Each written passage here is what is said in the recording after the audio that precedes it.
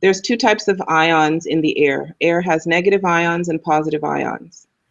Negative ions are beneficial for our beings. Too many positive ions in the air are not beneficial. So in the book, I define what these are and what causes both, how you can actually influence more negative ions. Negative ions, there's some scientific information in the book. It's been linked to better mental capacity, higher retention rate, more sense of calm and peace, and it helps induce alpha brainwaves. And alpha brainwaves are very important because it's that first level where we're not feeling so stressed. The natural ways, two ways you can get negative ions generated in your home is either by using the Himalayan salt lamps. The Himalayan salt lamps can help disperse negative ions through the salt as it disperses in the air. A second way you can get negative ions is by using a certain specific type of beeswax candle. And I've listed in the book where you can actually obtain those and why they are beneficial. It's the only beeswax candle that generates negative ions.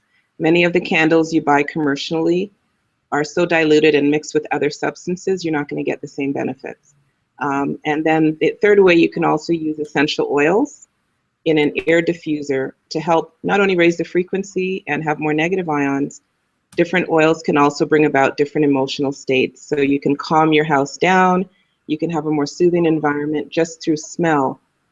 The smell affects the brain, and the brain will then take in and create an emotion where we're less stressed. So you can change your home and raise the frequency with air using natural substances. And everything I present in the book is natural. You don't need batteries. You don't need to plug anything in. Right. Absolutely. Nature has a lot of beautiful sounds around us. If you're living in the city, it's a little hard to get some of those sounds. So I would encourage you, if you're living out, if you have a home, you can put wind chimes up outside your home.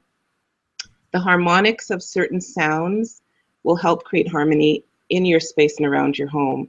So if you've got wind chimes, it's a great one to use.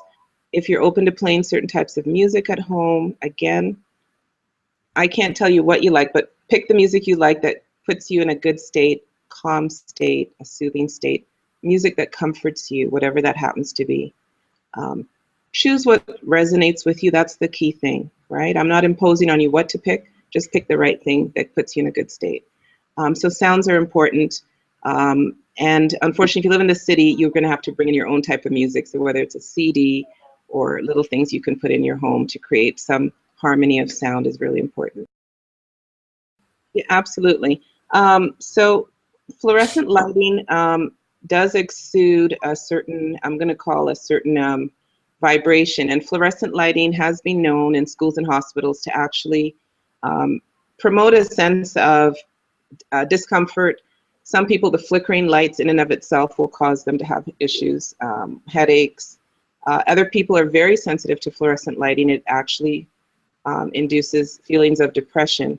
And so you can alter that by picking a light that allows you to have the full spectrum, all full 7 rays of light. So full spectrum lighting is something you can start to explore. It helps reduce that feeling that we get just from being under fluorescent lights, which is very limited in the bandwidth of what you're getting in terms of frequency. The second type of lighting I want people to pay attention to, and I get into some scientific evidence in the book, the new light bulbs that are now on virtually every store shelf is the compact fluorescent bulbs. They're the twisted light bulbs, and they created those light bulbs. They were designed to save energy. However, they also contain mercury, and studies have been done in Germany and the US, and I've referenced them in the book, that explain what happens when you turn on these light bulbs. Because of their design, it's not a flawless design, and certain chemicals will seep out into your environment. And so when you read the section, you'll explore for yourself, but you'll understand that some of the chemicals in these light bulbs, when they're turned on, do promote or influence an increase in certain types of cancers, okay?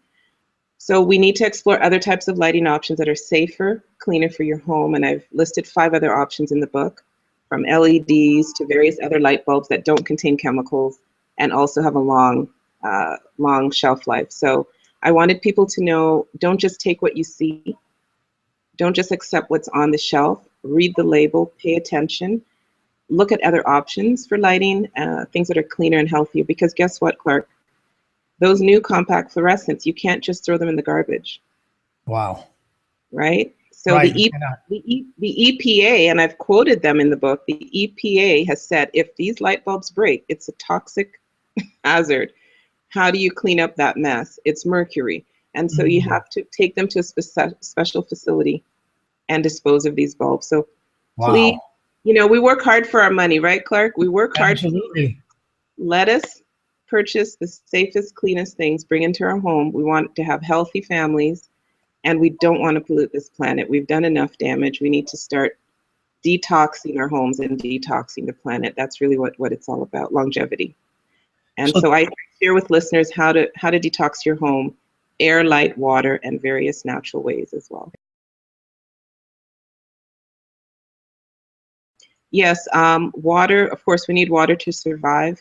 Sure. When it comes to the water that you're drinking, again, if you're living in the town, city, or out in the country, we need to filter our water and remove things that might be harmful. I've listed 3 options in the book, but one of the most beneficial things we have personally used is a reverse osmosis filter, which removes all of the sediments, it removes chemicals, it purifies the water, but the last filter is a mineral filter so that you're remineralizing your water. It's like you're drinking spring water. Wow. We were designed to drink water that is high frequency. And so the water must contain minerals because guess what? Our bodies, we need vitamins and minerals to live, right? So Absolutely. we need, by remineralizing your water, you're making sure that your water does not contain harmful substances, but you're getting beneficial minerals. And can I throw out that name? Is that okay? Yeah, please. Absolutely. So it's Mineral Pro. That's the filters that we use. Whether we're on a well or in the city, we've always used it. 3 filters to clean and purify, the last filter to remineralize.